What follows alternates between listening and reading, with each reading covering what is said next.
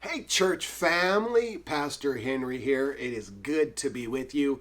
And I wanted to bring to you just a little devo. As most of you know, we're going through the letters to the seven churches found in the book of Revelation. And this last Sunday, we were in the church at Sardis. And Jesus calls them the dead church. They had a bunch of issues going on. But Jesus gave them a few directives to bring this dead church back to life. And verse 2, Jesus says to be watchful. Revelation chapter 3, verse 2. Jesus says be watchful. And as we did discuss on Sunday, I listed several security measures that we have in place.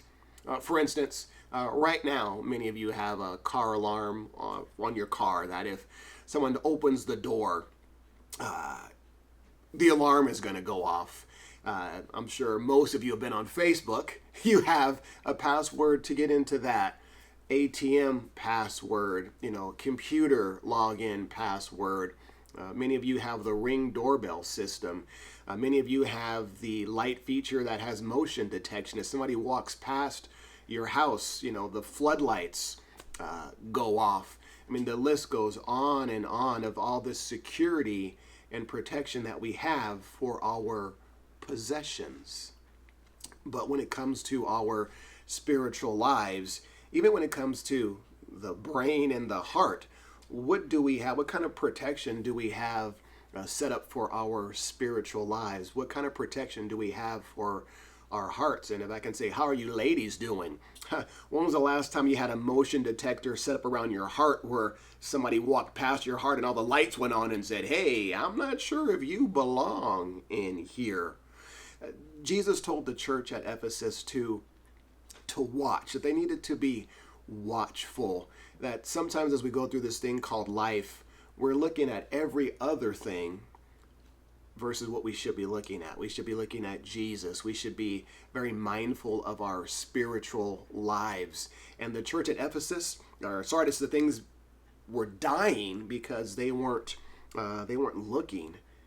They weren't watching. And if I were to ask you that question, what are you watching today? Maybe the better question is, what do you have most of your security around? Many are probably going to say their bank accounts, or their house, or their possessions. But we are of more worth and more value than some possessions that are going to rust or get broken or damaged. And when we fail to watch, family, that's when our spiritual lives begin to go down and down and down. So we have all of these security measures on possessions, but few on ourselves. How are you guys doing today? Do you have measures in your life to make sure you're not viewing things online? Are you being watchful over your spiritual life?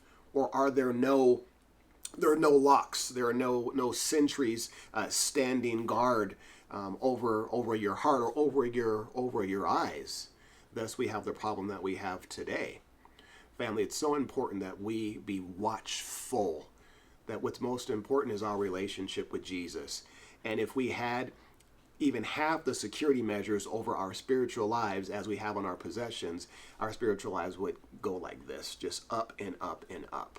So what's most important is that we be watchful over our spiritual lives, stay in the Word of God, stay in prayer, have some fellowship, because what's most important is that we be watchful over what Jesus died for, and that is for our souls, that we would be safe in Jesus Christ. I pray that you find some encouragement and maybe even some conviction that you would say, yeah, Jesus, I've not been very watchful over my spiritual life. I let the news just pour into here, which goes into here, which comes out here, instead of sifting everything that I hear through this.